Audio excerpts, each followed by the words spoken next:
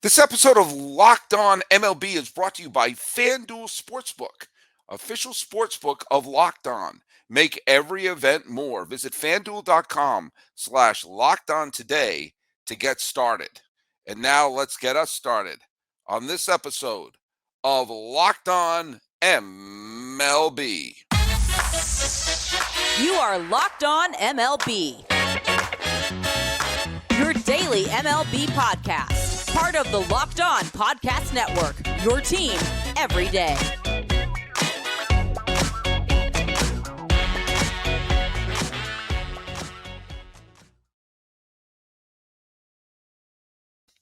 Hello, baseball fans. Welcome to Locked On MLB, part of the Locked On Podcast Network, where it's your team every day. How do you like that plug back there? I am your host, Paul Francis Sullivan. Please check out my lower third. Call me Sully. I just realized I don't always have the camera pointed in this specific direction.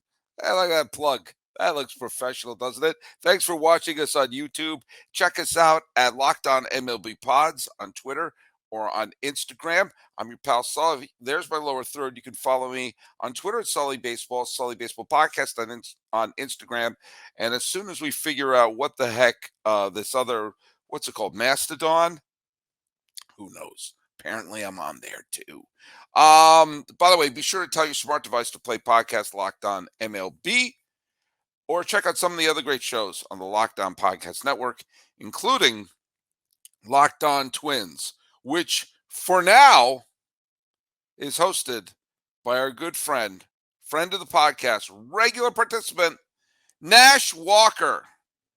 How you doing, buddy? I'm good, Sully. It's good to be back. Last Yep. time, fumbled a Yankees trivia question, but Mhm. I told Sully right before I got on today, I learned something from Sully every time, and for that, I'm grateful. So I know I'll learn something. I already learned something today about Cleveland back in 1948. I feel like I'm gonna learn more. Yeah, That's I'll right. learn more today. Yeah, Nash and I were talking before we started recording about the movie that I directed. God, it was about 2 decades ago. It was released in 2007. It seems like, in some ways, it seems like it was yesterday, and some it feels like 10 lifetimes ago. The film "I'll Believe You" that I was the director and co-writer for. And it featured the late great Fred Willard, one of the great comedic minds of all time, and he has a wonderful part in the film as the radio station manager of the film. And in real life, the great Fred Willard was a rabid Cleveland Indian fan. They were called the Indians then. He was a rabid Cleveland Indians fan, and we struck up a conversation in between takes about the 1948 World Series, which was to this date the last time Cleveland won a title. And he said at one point, he mentioned Gene Bearden. He said, "You wouldn't know who that is." And I said, he threw the complete game victory to clinch the pennant for Cleveland against Boston and came out of the bullpen to win the World Series. And to this date, as of this recording, is the last pitcher ever to clinch a World Series title for the franchise. And he was, needless to say, a little bit impressed. Well, here's another trivia question for you, or another, I guess, a little thing to learn. I won't say it as a trivia question; I'll say it as a factoid.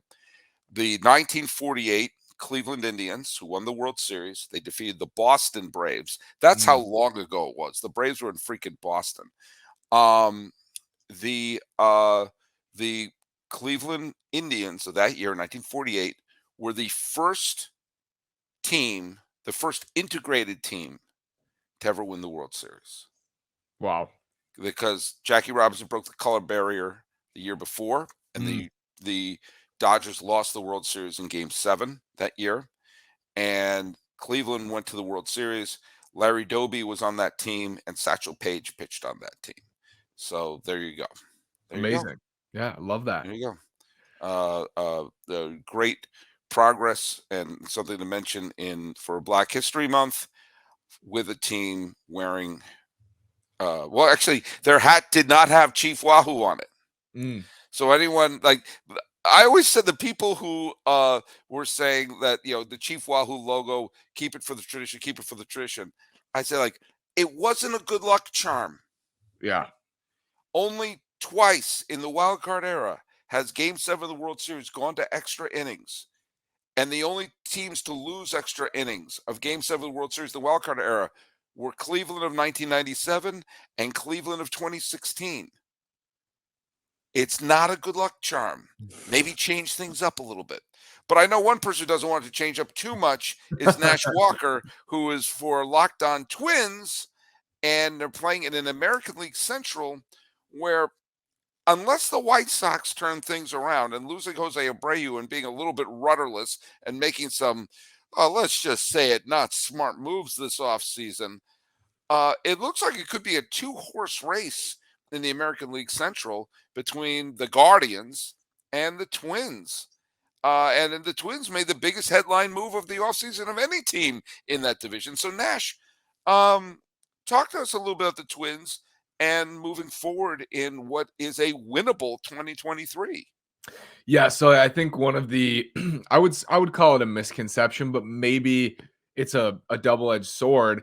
The team last year looks a lot like the team this year, and the team last year won 78 games. So I think there's a skepticism about if they're going to be better, or if they are better, how are they going to be better with a balanced schedule now? They're not going to be up on the Central as much. How's that going to look in 2023, 2024, 2025? But it's specifically for this team, in the rotation, they're not the same, because there were times last year. I always bring this series up in September, and you probably remember it. I'm sure we talked about it. I went to Game 2 at Target Field, and they were neck and neck with Cleveland. I think they were a game and a half back in the middle of September, home series.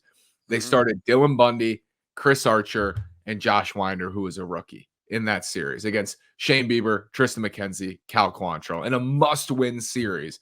Those are the starters they trotted out there. And God love Chris Archer, Dylan Bundy, and hopefully Josh Winder has a nice career for the Twins. But that's hopefully not going to be the case this year.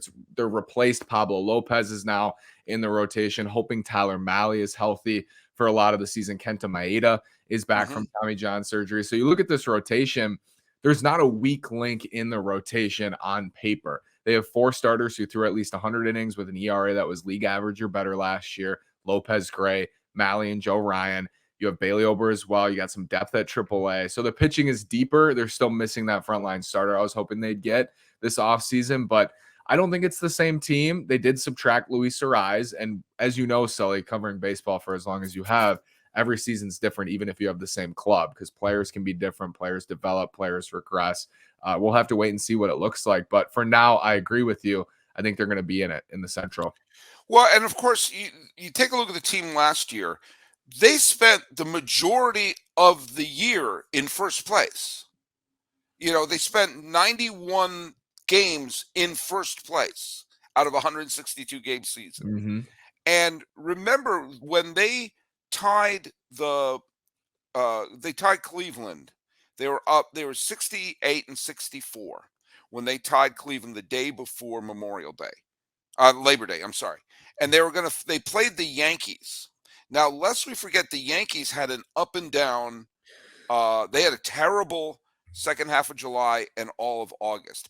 If that had stretched a little bit further, because the Minnesota wound up losing that series to the Yankees, that doubleheader sweep that they lost, and then they wound up getting Cleveland just manhandled them. I mean, they couldn't win a game against Cleveland. And that basically, Cleveland went on a rampage final month of the season. But on September 5th, they were tied. I'm going to baseballreference.com, the single greatest website in the history of the planet Earth. They were tied for first place on the 5th of September. And after that game, it was to season 10 and 9. I mean, even finishing 500 down the stretch, they would have been in decent shape. The point I'm making is to say like they remind too much of last year. They were not a bad team last year. They had a bad September. Is what happened. They did. Their September was a nightmare. A nightmare. And Cleveland was the opposite, as you said. Cleveland just played amazing baseball, and credit to them for putting it together. That's when you and I jumped on here. I think we had an episode in July or late August, and we said somebody's gonna run. Somebody's got to do it. And I was hopeful it would be the Twins. I think you had a feeling, oh, maybe it will be the Twins. They made some moves at the deadline, but it was Cleveland. They made the run. They won the 90 games and they earned it. They won a playoff series. Twins haven't won a playoff game in their last 18 tries. So Cleveland earned it and they'll be back. And that's I was in production of that movie the last time. Yes. The Twins Yes. won. Okay. Yes, you were. You were in production. I was not yet a father. Isn't that crazy? My kids are now applying for colleges, okay? And they can look me in the eye and say, Dad, I've never seen the Twins win a playoff game in my lifetime. Yes. I always think, I think it's 2004. Yes, I think it was it's game one. It was 2004, game yeah. one. Game one. Again, I'm doing this from memory. Johan. Game one of 04. And then they had the lead in extra innings in game two of that series against the Yankees. And then the Yankees rallied. And then there was the Ruben Sierra home run in game four. But, that 04 ALCS could very well have been Red Sox Twins, which would not have had the same cachet. No, I don't think so. Although you would have preferred it. Yes, I prefer just a playoff win. I would prefer a playoff win first, and then we'll move on to the series. But yeah, well, we'll see. I mean, there's a path. I'm just saying the way the team is situated right now, and the way that I think that they've made, obviously, the Correa thing's not hanging over them, and it's not a very strong division. I think that putting money down on the Twins wouldn't be the dumbest thing in the world. And you know what? If you're putting any money down, check out our new partner, and that's FanDuel. We're excited about our new sports betting partner for Locked On because of the #1 sports book in America. FanDuel. If you're new to FanDuel, that's even better. They got so many great features, makes betting on sports fun and easy. And the big game, are we allowed to say it? Oh, it says it on the copy. The Super Bowl is coming up. The only app you need at the Super Bowl party is FanDuel. Now, you can download FanDuel now so you can bet on Super Bowl 57 with a no-sweat first bet. You get up to $3,000 back in bonus bets if your first bet doesn't win. FanDuel lets you bet on everything from money line to point spreads to who will score a touchdown. The FanDuel Sports app is safe, secure, and super easy to use. Best of all, you get paid your winnings instantly. So join FanDuel today at FanDuel.com/lockedon to claim your no-sweat first bet on Super Bowl 57. That's FanDuel.com/lockedon. Make every moment more with FanDuel, official sportsbook partner of the NFL. Look at that. Amazing. So we're here with Nash Walker, for now the host of Locked On Twins. So the whole Carlos Correa soap opera, if you're a Giants or Mets fans, you call it a fiasco. Boy, if I'd gone to FanDuel at the end of the year and said, put your money down on where Correa's going to land, Twins were not where I thought they would be. Yeah. But that was, I haven't had you on since then, have I? It's been, we didn't talk about that the last time you were on, but what are your thoughts of the fact that element is not, you don't look at him as like a glorified rental player.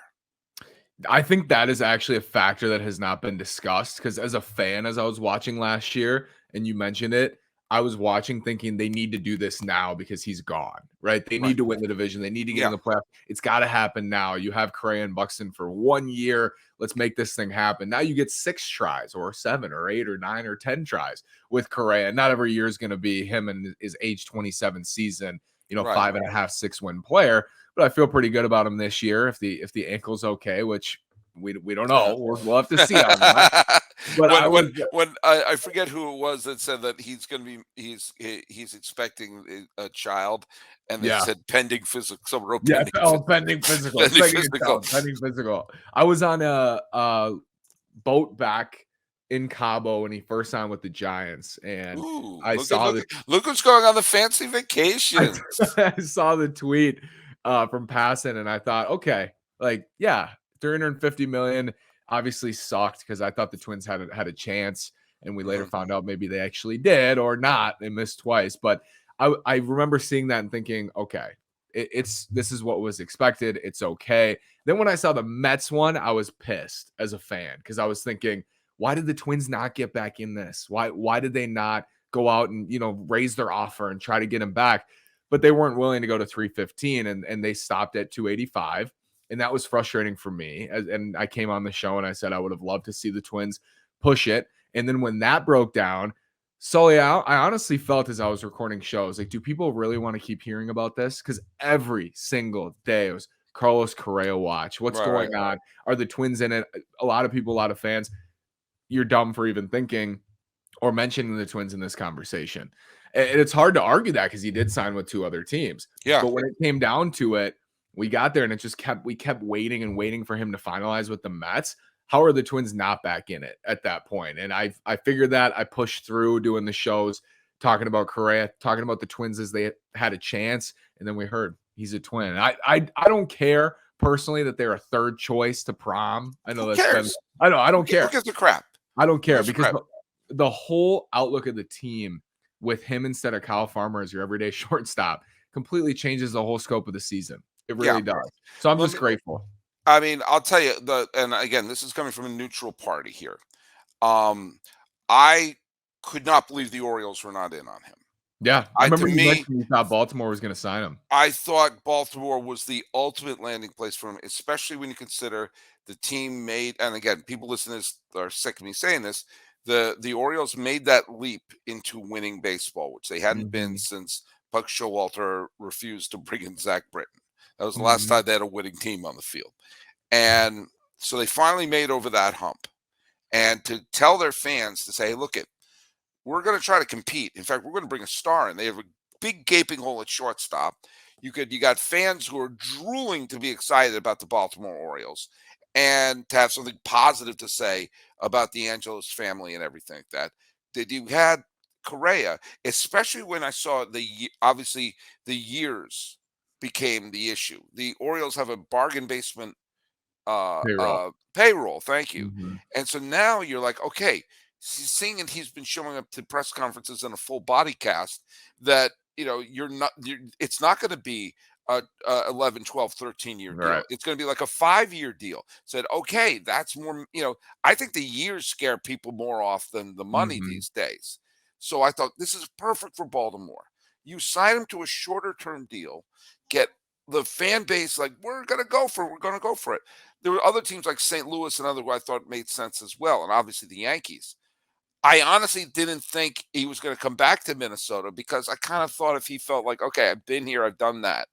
But the Twins stepped up and they were the team that I thought another team was going to scoop him up because I think the Mets I think both the Mets and the Giants were like, oh, no. You don't back down from that and say, oh, we're going to reduce the years. Like, no, there were red flags going up there. I think the years are manageable. Even if he does get hurt, it's not like you're saying, oh, God, we're on the hook for the next, 11, 12 years with this guy, Well, he said at the end of Boris, and I think it ultimately came down to his relationship with the Twins. It really did, because he said to Boris, it's been reported, find a way to get me back to Minnesota when he was done with the Mets. Because, Sully, to me, you're making a good point. Why would Baltimore not be in at 6,200? Why would the Yankees not be in at 6,200? Why would St. Louis not be in at 6,200? Anybody. He said he's willing to play third. So anybody should be willing at that number. I guess there were teams scared off because of the ankle. Right. But this is if you told me at the beginning of the offseason, the Twins are going to retain Carlos Correa, I'd say, I don't even care. I don't care what the money is. It's not my money. I mean, that's the main goal of the offseason. And then number 2, they're going to get him at 6 for 200 with team options for the next 4 seasons following. And it could turn into a 10-year, $300 whatever million deal, or 11 because he signed the 1-year deal last year. I would say that is the best outcome you could ever even think of for this offseason for the Twins and Correa. That's where we're at. Let me bring up another name here, another factor here, and that's Royce Lewis. Now, Royce Lewis is their top prospect, or one of their top prospects. And he's a shortstop. Now, is now Carlos Correa is there. Are the Twins, I mean, how are they going to make this work? I mean, again, this is the problem you want to have with a Mhm. team. You want, like, I don't know where they're going to play all these people. Injuries will happen. You'll find, spaces for everyone. Is this a situation you think that maybe having a Correa there? Remember, Correa was a positive influence on Bergman when he was Mhm. with the Astros. Could Correa do something similar with Royce Lewis? And obviously, I don't mean to shock you. There are some injury potentials going on with Correa. Could Mhm. this mean Correa could move either to third or to first base and sort of take Royce Lewis under his wing? And suddenly, it's like you have two stars on the team. Potentially, I'm such a believer in Royce, back-to-back knee surgeries, but I just think Yeah. I believe in him. I believe in, like, his work ethic and who he is. Like, it's just Hmm. he's been top-notch ever since he came in the organization. I believe in him. We'll continue to believe in him.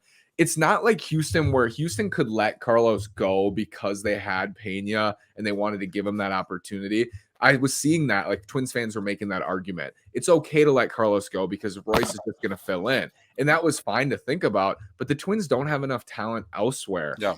to sustain that loss. Houston has Jordan Alvarez, Alex Bregman, list goes on, Hmm. and Pena himself. They couldn't sustain that loss with Correa and still be looked at as a serious contender to make the playoffs, in my opinion, without moves elsewhere that would have really raised the ceiling and floor. So that was secondary, I think, in my mind. Like, Royce is great. I think Royce is going to be a really good major league player, but you worry about that second. Try to get Correa back. I think Correa will end up playing third on this deal. That's usually how it goes. But for Royce, I think he can play left. I think he can play third. I think he can play second. He got hurt in center last year. That's how he tore his Yeah. ACL for the second time. But I think he can back up Byron in center. I think he Hmm. can bounce everywhere all around the field. Not going to maximize his value that way, but I mean, I would rather have Correa and Royce bouncing around. Right. And I think another thing is sometimes when, he came up as a shortstop through the system, you see a lot of times players who come up in a Mhm. position like that find their home somewhere else on the field. Not lest we forget Mookie Betts came up as a second baseman with the Red Mm. Sox. Gary Sheffield came up as a shortstop with Milwaukee Brewers. I mean, you see times players who came up with one position, end up somewhere else. Lewis strikes me as a player who you just want to have on your team. Yeah. Find the position for him to play. If he's shortstop, great. If not, he's going to help the team wherever he's going. Now, they also made the big trade with I was Yes. going to say with I Miami. was I going to watched say, your show. I watched your show. So tell me your I thoughts got on your that. take. I got your take on it. I liked it. Yeah, I liked your take. The What was my deal. take again? I can't remember what my take I'm was. My trying. Well, take, I was watching on my TV, and I remember you were discussing Luis Ariz, and you said in today's day and age, a batting champion is it's a gold label. It used to be. Today, it's not as much of a gold label to be a yeah, batting it is. champ, and that's true. But everything you see is batting champion Luis Ariz. Still, I agree with you. I think if I remember my take correctly, I like the move for both teams. Hmm. That Miami needs to have a bat.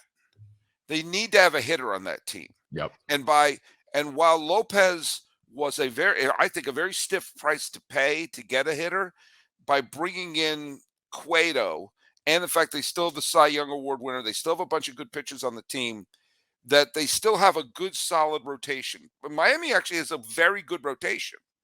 And adding a bat, they need to have a few, hopefully his getting hits will help this, so that you hope that there's a chain reaction.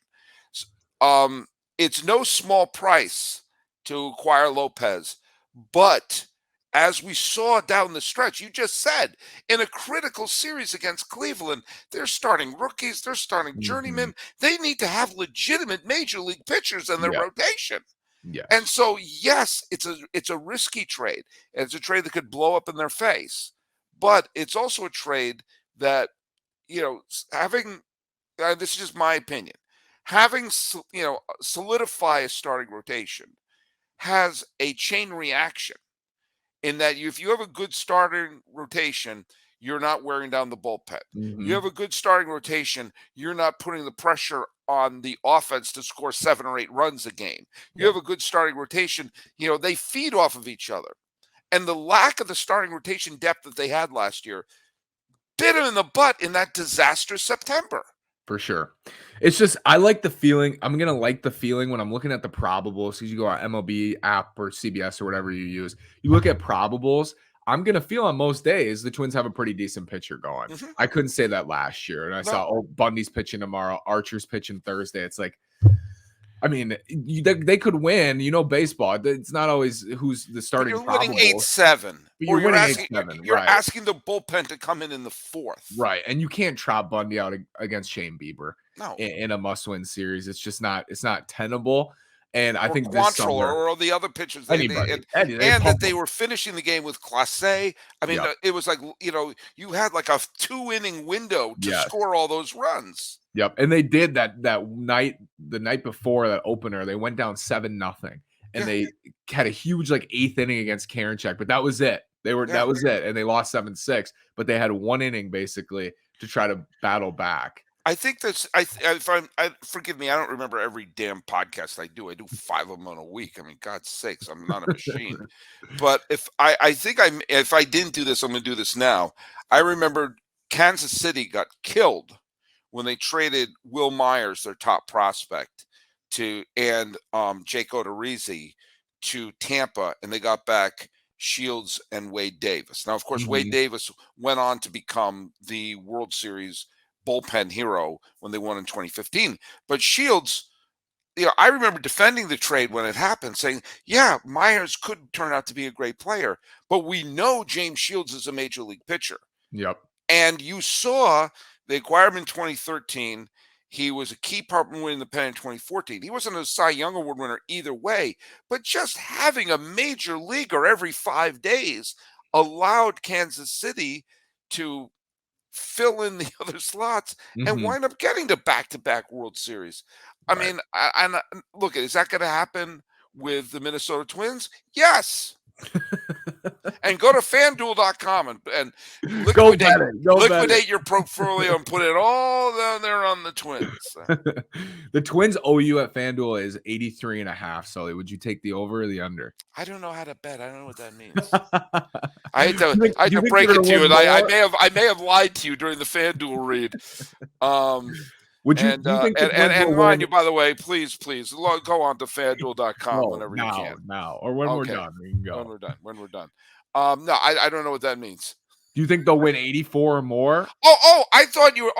I'm sorry. You're doing the over under of the wins. Yes. I thought it was I thought you were doing. They're minus 200. I don't know what that means. Yeah. Don't wait. What is the over under on them? 83.5 wins. I actually think that's pretty. I do think they're going to have a winning season. I don't think they're going to win 90 games. If I were a betting man, and if I was, I'd go to FanDuel. Flash lockdown. But I would probably bet on Cleveland just because I think. But it's a tough number. It's really tough because you don't have the balanced schedule, so they're not going to be smacking around, Kansas City and Detroit as often as they were. I think Cleveland's going to be high 80s, and I think Minnesota's going to be mid 80s. Yep. So I think only about maybe 4 or 5 games are going to or maybe separate them, and they, of course, obviously 1 month here, 1 month there could be the difference. I think 83 is pretty good, actually. I said 82 to 88 today on the show. I said I think they'll win between 82 and 88 games. That's fair. Yeah. That's fair. It all depends on their pitching. Yeah. It just, how many teams do I have to say that? Actually, some teams I don't have to say that about. Cleveland, if they can hit with their pitching staff, they'll be fine. I think they'll win 93, 94 games if they can. If a few hitters emerge from there. I think Miami, if they start hitting, they have a shot to be a fringe wild card team. Win those low 80s. I think they have a wonderful pitching staff. And Don Mattingly is no longer the manager. And every time Don Mattingly leaves an organization, they go to the World Series. Look it up. But but I think Minnesota is really based on their pitching staff, really, and we'll see the effect of. Who are they projected as their starting 5 right now? Sonny Gray, Tyler Mahle, Pablo Lopez. I forgot they had Molly. That's right. They made the Molly trade. Yeah. Joe Ryan and Kenta Maeda. Kenta Maeda. Yep. If Kenta Maeda comes back, because remember when he was healthy, he was a He was really good awesome. pitcher with Los Angeles. Yeah. I mean, again, there's a lot of ifs. Yep. It's You know, hypotheticals. there's a lot of the Hypotheticals. hypotheticals. The Twins lead the Hypotheticals. league in hypotheticals. They do. Tyler Mahle missed the whole second half basically last year. Yeah. Pablo But Lopez shoulder. Like they got questions. But Tyler Mahle, when he's healthy, it was very, very good with Cincinnati. So I mean, there's a lot of these pitchers. If you get a couple of them to just be good, it's so good is better than bad. Right. Mediocre is better than bad. Yeah. Sometimes just a game here or a game there. Jordan Lyles, good example last year. Is he good? I don't know if he's good, but he's mediocre. He's better than bad. He eats some innings. Mediocre is better than bad. I agree. Speaking of mediocre or bad, Rocco Baldelli, the manager, is he on the hot seat? I think this front office and Rocco are one. So if you mentioned that before. Yeah, if he is, then I think the front office is. And I said last night, if this is another losing season, that would be 3 in a row. And they're 0-6 in the playoffs under this regime. And this is year 7 for the front office. So if this is another losing season and it's 3 in a row, I think the front office and Rocco then are on the hot seat. I don't think today, maybe it's slightly warm, but I don't think it's hot today. I'm going to say this, because it's amazing how quickly things have turned. If you had told me in 2019, the two Joes, Joe Girardi and Joe Maddon, were just floating out there, unemployed. Anyone could sign them now, and you've had a carousel of managerial changes over the last couple of years. Now, granted, one team picked up a future Hall of Famer with Bruce Bochy, and get your shots out. I'm going to say it again. I don't understand why no one will hire one of Bruce Bochy's lieutenants. I have a group of listeners who say every time I mention Bruce Bochy's lieutenants, they do a shot, and you'll get absolutely wasted listening to this. But like Joe Maddon went from the surefire going to the Hall of Fame to can't get a gig. And Joe Girardi went from, hey, he won with the Yankees and he was manager of the year with the with the Marlins. If he leads another team to the World Series, we may have to start talking about him as a Hall of Fame manager. They're out there updating their LinkedIn page, and and I think of a team where there is sky high expectations, increased payroll. You can't use the no payroll argument anymore. And potential Hall of Fame managers floating out there in the ether. I'm kind of befuddled. Like, how did their stock fall that fast? Joe Maddon he's having trouble, I think, because of the numbers. I think I've seen that he's outwardly and publicly expressed displeasure with the current game. And I think for modern front offices, they want somebody, I'm not going to use the word puppet, Sully, but they want somebody that is unified in their beliefs. And I'm not sure Joe Maddon is. And I'm not sure he would be with this Twins front office of forward-thinking, numbers-based, progressive, if you may, baseball today. Maybe I'm off base, but I think that's what it is for Maddon. Girardi, I'm not as sure. But with Maddon, I think he's a little more old school than teams today prefer. But we're seeing Bochy. You see so many, La Russa. You see guys getting hired anyway. Yeah. I think that strikes me would be a move made by an owner who would say, enough of this. This guy won a World Series with the freaking Cubs, took the freaking Rays to the World Series. And I don't know what any of you guys are talking about, but this guy's a winner. Yeah. I understand Girardi is apparently a pain in the ass. But he was a good manager. I mean, you saw how the Phillies relaxed when he got fired. The Phillies were not the right fit for him, evidently. But I think a rebuilding squad could use someone like that, but who knows? Who knows? Mhm. I have nothing against Baldelli, and it's amazing how quickly someone could become a smart manager once they start winning. Right. We'll see what happens. But hey, bit of business to take care of. Nash Walker, host of Locked On Twins, but not for much longer. Yeah. So I don't know if you saw Sully. I'm moving to Reno, Yes, and I'm gonna work with the which is an Aces. A's affiliate. Yes, D-backs. Yes. Oh, So oh, oh, that's right. D-backs. That's Yeah. right. That's right. Yep. I'm sorry. They No, that's all were an right. A's affiliate Out at one west, point. yeah. Oh, they Yeah. were an A's affiliate. Okay. Yeah. So I'm moving to Reno in 2.5 weeks, Hmm. and it's sad. 800. I think it'll be 870 episodes of Locked On Twins, which is crazy. I remember sitting here in 2020 after they got swept by the Astros, or not here, but I was sitting at school thinking, I don't know if I can do this. They just got swept again. They lost 2 more playoff games. I'm not sure if I can keep going, but I did for a couple more years, and I'm so Yeah. grateful. I loved Yeah. it. I wouldn't give it up if I didn't have to. But I understand, and it's all part of the business. So Yeah. I'm But grateful for how I've grown. Yep. yeah, your show is great. You Thank did a you. great job. You've been here, and we're gonna hold on. Obviously, I felt betrayed. Uh, I felt anger. I was going to make your lower third say Benedict Arnold. Just an absolute traitor to our country. But hey, I wish you the best of luck. You did a great job with Locked On Twins. We always loved having you on the show. And when you told in our little group meetings that we have, the Locked On group meetings, this was brought up, and I'm like, well, we got to have you on for at least one more. Of You course. know, uh, Yes. you know, and I wish I had some parting gifts for you. I think I can get you some Built Bars. Built Bar. Yeah, I maybe get you a Built.com. Built. Or you can get them at your local Walmart or Sam's Club. You can use Oh, wherever I yeah, know. really? That's Yeah. the macros are great on that. Macro. Hey, Yeah.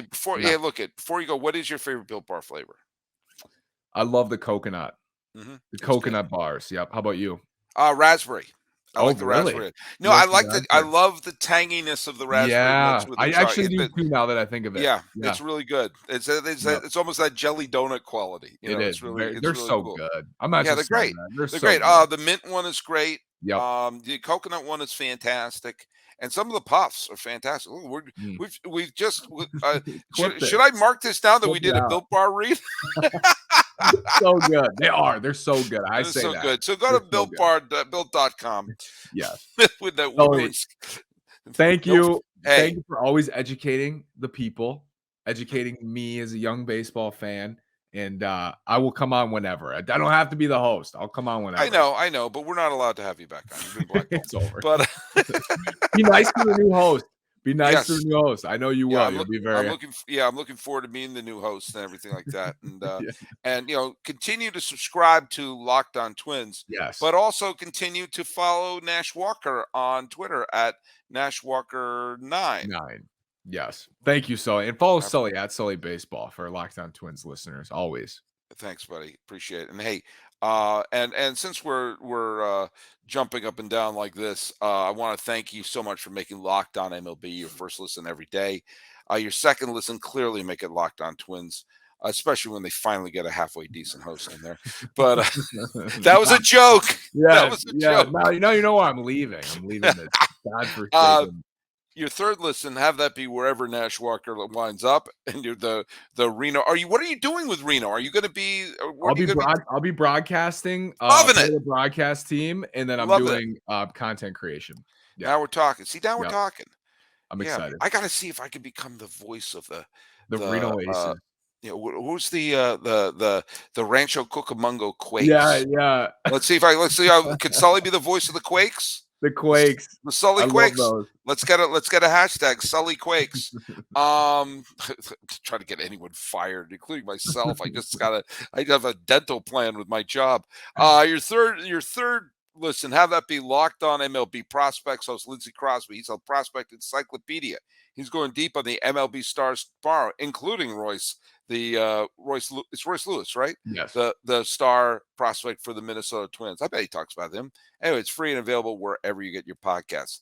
Saying happy trails Thank to you, Nash Sully. Walker of Locked On Twins, soon to be the voice of your Reno Aces. I have to get a Reno Aces hat. It'll get me a hat. And this has been Locked On MLB, Locked On Twins crossover on here today, which is the 8th day of February 2023. I am your host, Paul Francis Sullivan. Please, I'm begging you, call me Sully.